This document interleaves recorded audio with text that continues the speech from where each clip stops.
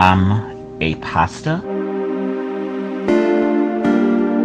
an artist, an author, a scholar, and a conversation. Welcome to Chatfest with Kenneth.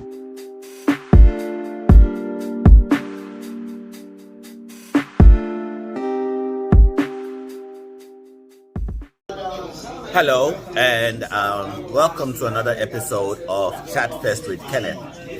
Obviously, I'm doing this episode from while I'm on vacation, and so I am in various locations. I could have done this in my hotel room. Shout out to Martha Crystal. Y'all gonna give me something? I could have done this in my hotel room, but I'm actually out here doing it at a bar. So it might be a little loud, but I'm gonna project. So everybody here, so you're gonna project. And I'm having this conversation with, I knew this boy when he was like a tiny little tot.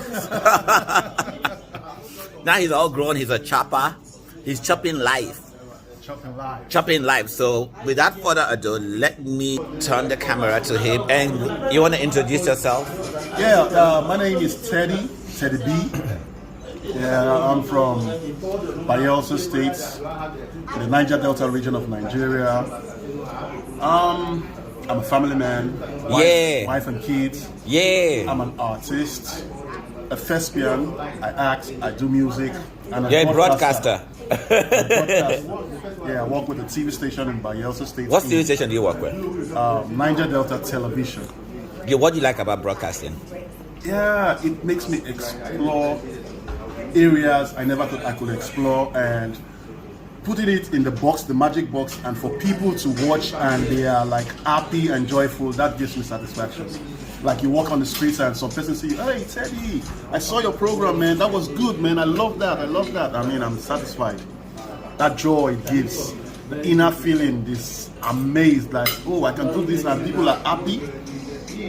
That experience is wonderful. Okay, and also I have to show that we're eating. Yeah. So my hand can sometimes be unsteady because the food is banging. We have assorted meats here. Yeah. Egg roll, and I'm greedy, so I had Peppered chicken. And of course, our one jaye. Go figure out what that means. So, you're a thespian. Yeah. What was the first creative aspect of your artistic nature did you express? I'll say the music. Music. Yeah. And that expression started from way back when I was in high school. Okay. Yeah, when I was in high school, we had this club, music club. So every Wednesday, from 12 noon till 1 p.m., we would sit in our gatherings, and I used to entertain my classmates. And the popularity of me doing what I was doing then, and they were entertained, became so huge that back then, anywhere I go, I walk the streets, people just hear me, "Hey, Teddy, I love what you're doing." So you sing or you rap? I sing. How did you know you could rap? How did you know you could sing? I've always loved music. Growing up, my dad loves music.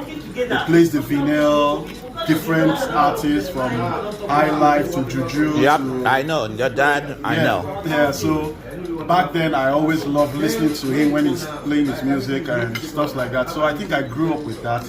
And when I started singing and people were like, "Who taught you that?" And they were like, "Nobody taught me. I just heard it when my dad plays it and I like singing it." "Oh, your voice is good." That was when I started realizing I had a good voice. But when I got into high school and I sing some love songs, I had the girls running all over me. Like, wow, I love that song, man. I felt it inside of me, and I was like, wow. That was when I started knowing I had a good voice and I could sing. Okay. And what kind of genre of music? In Nigeria today, I think the Nigerian genre of music is so popular in the world now. Afrobeat, it could be Afro pop, Afro R&B, Afro jazz or whatever. But mine is a fusion of R&B, pop, reggae. So, did you ever release a music album? Yeah, I sure did. How many did you release? I released just one album. Okay. Not a major success, but where in the area I was in my region. It was not like a national success, but it was a regional success because, although not in cash financially, but airplay, popularity, and stuff like that. It got me the fame, but it didn't give me the money. So you're famous. I see. There was this incident back then when I dropped my first single, the second single, and it was doing very well. It became #1 song for 3 weeks on radio. Top from number 8 to it got to #1, and it stayed at #1 for 3 weeks. And I was in a public bus going to school back then. I was in my final year. I was going to the school, and on radio the song started playing. I didn't have a video, and people didn't know I was the person that was singing, and they were just singing along. And I just kept quiet, and I was like, wow, look at how people are singing my song. And they were discussing, man, I love this Teddie B. I love this song, man. I wish I could just see him. I just started going to shows then. And eventually, when I started going to shows and they knew I was the person, they was like, wow, you didn't know you were the one that sang that song, man, you were so good. I'm in love with your song. And that's how it all started. But it was fun, So is that song available online? Yes, it's available online. I will look for it and I'll put the link in this. Yeah. Then, what was the next thing you got into? You got into acting? Yeah, I got into acting. It seems like a natural progression of things. Yeah. So, were you ever scared of acting? No, I wasn't. It was natural to me. Okay. It was natural. I actually studied theater arts at the University of Port Harcourt. That's your inherent nature. Yeah. So, before you are admitted, you do the practicals. They'll give you a script, a monologue, for you to learn the lines and come on stage and interpret. So they gave me the monologue. I have never done acting before. They gave me the monologue. I just went through it. I was able to learn the lines and had it here in my memory. And I went on stage. And when I interpreted it, they all stood up and clapped for me. Wow. And when they clapped for me, somebody asked me, have you done this before? I said, no, this is my first time. Then he said, you are a natural. We need your kind here. That was how I knew I could act too. So, you got into theater art, getting trained to be an actor. Yeah. Did you? Not actually an actor, a director. Oh, okay. But I could act. But you could act. In my year 1, year 2, I was an acting major. In my year 3, I became a directing major. Okay. My final year, I became a manager major. Okay. Theater manager. I could manage productions, events, and stuff like that. So and say I'm schooled in. So you're all rounded. All rounded. I'm eating, by the way. He's not eating. Yeah, I am. Well, you're talking. Look at my plate is going. So, did you get a chance to act in any movies? Yeah, I did. Because Nollywood is like the number 2 in the world. So they say. So they say. So what movies did you do? The Lost Number. Lost Number. And Boys Hostel. What was your role? And Lost Number, I played the role of Wenika. So was he like a sub-major role. Okay. And good character, bad character? Bad boy. Bad boy. Rude boys in the house. I was a bad boy in the movie. Although due to circumstances, the character Wenika had to go into some bad deals just to make money and help his sick uncle, who was like a foster uncle. Okay. Unfortunately, the guy died and he went into deep problems because of what he did. Now, what's the title of that movie again? The Lost Number. And the second one? I think that was actually the first I did. Girls hostel.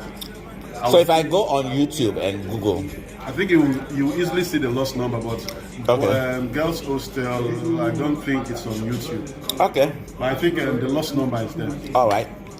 So then, how did you now? Directed by Kester in Syria. Kester. And the DOP, the director of photography, was from the US. Oh, okay. Johnny Depp's. Johnny Depp. No, sorry, not Johnny Depp's. Sorry, not Johnny Depp's. You can't remember the name. I'm trying to remember his name. He's an African, but he did this lady, Monica, Fat Girls. The DOP for Fat Girls. Okay, I'll put that information on here. Yeah. I think it's the DOP of the lost number too. Okay. Jama something. I've forgotten the name. Okay. So how did you now get into broadcasting? Ta-da!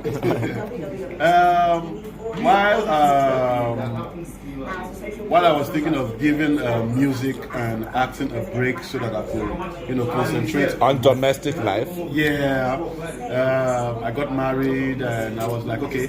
Congratulations. Thank you very much. Well, it's about 11 years now. Yeah. So I was like, okay, let me. You're still together, so it's congratulations. Yeah, it's true. I was like, okay, let me settle down with it. And okay, while I'm settling down, I'm supposed to be doing something to bring in the pay. So what do? I don't want to be too loud. Okay, I think I can go into broadcasting. And there was an opportunity, so I dived into it. And I was employed as a producer with Niger Delta Television in Bayelsa State. And fortunately, I was made head of the entertainment unit when they saw all the achievements I had in the past, and they said, oh, you could turn the entertainment unit into something else. And in the space of 1 year, I was able to do that. I had hundreds of thousands of viewers tune into my programs every day because I had Optimum Sounds, I had gospel reading. So you had multiple programs. So yes, I had. Give us. I had like three. So what was the first one? The major one was Optimum Sounds, which was more like a music program, artists, showcase artists. Okay, showcasing artists and their lifestyle. I had entertainment gist where I go into lifestyle, pop culture, gossips and stuff like that, and that was the cracker because I think I still see you on social media doing pop culture gossip. I still see it. And that was like the cracker for me because everybody was, once it's time for the program, you just see them glued to. They wanted to hear the new gist that was going all over town, the new rumor, celebrity news, celebrity gist or whatever. Then I had a gospel reading. Fortunately for me, all of them gave me awards. Best program awards for them, best gospel program. Became the best presenter, TV presenter, and all that. I brought accolades to the station, and they were very proud of me. And do you want to name drop? You don't have to. No. Okay. No.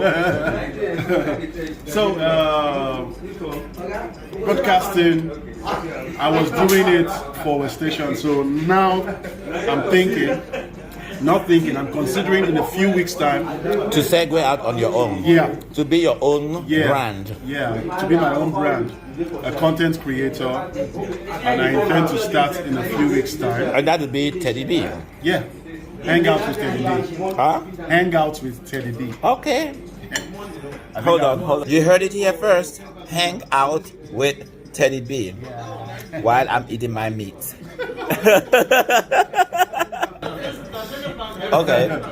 So, hang out with Teddie B. What's it gonna be like? Is it gonna be pop culture news?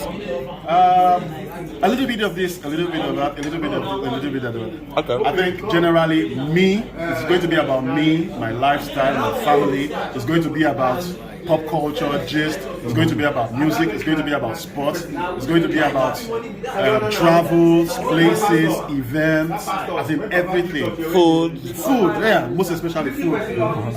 This is already a content here. Ta-da! Because some people will be like, what is he eating? What is he eating? And I just tell you how it's prepared and what you can do to have this on your table too. So it's going to be everything. It's going to be packed. Okay.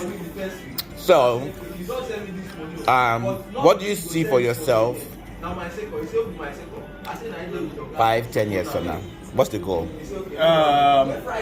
For now, we're diversifying. Okay. Trying to, get more channels for more revenues, and I intend to go back to music. Okay. Because that's your first love. Yeah. Several persons are like, damn man, what are you doing behind the scenes? We missed you, we need to hear something from you, you need to drop something. So many cats out there doing great things and you're supposed to be amongst them, so why are you not doing it? So I'm hoping to do that very soon. I'm hoping to go into movie production. Okay. Yeah, some of my colleagues are already directors, producers and actors. So you have some connects? Yeah, already have those. So we're already having talks of production of movies and looking for financiers and, maybe grab 1 or 2 scripts and, produce. Okay. And finally, the content, we're hoping is going to be big, very, very big. It's going to take a lot of work, Isn't that life? Consistent. That's life. I don't think I'll be going live and I'll be. No, I mean that's life. Yeah. It's anything taking work. Yeah. You got to work to get what you want. Definitely. That is life. Definitely. I'll start growing followers from 100 to 1,000 to 10,000. Hello. And grind. You're gonna grind. Yeah. And if you're not dropping quality content and if you're not consistent, you won't be able to attract followers that want to see what you're dropping every week. So that's going to be a lot of work. So in the next 5 years, I intend to see myself bigger than the way I am now. Okay. Bigger than the way so I can chop your money? Yeah. Because there'll be a lot of it then. Okay. And in foreign currency. Okay. Dollars. Okay, so